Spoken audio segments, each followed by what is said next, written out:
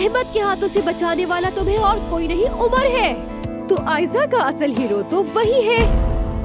ये चोट मेरे चेहरे पर नहीं बल्कि दिल पर लगी है। इस मामले से तुम इतनी आसानी से नहीं बच पाओगे उमर। आयजा मेरी है। तुम मेरी बेटी को कैसे अगवा कर सकते हो? क्या हरकत है ये? कैसे कर लिया तुमने? तुम भी सुन लो, एलिफ और उमर का एक बच्चा है। क्या? हाँ। मेहमद साहब एलिफ के मुझसे हामिला होने का दावा करते हैं।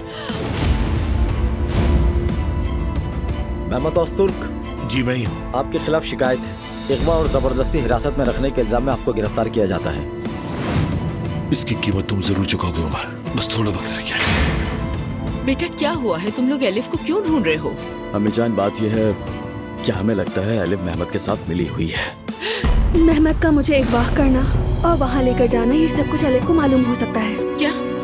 मैं थाने में हूँ, नहीं मतलब कि हिरासत में। क्या?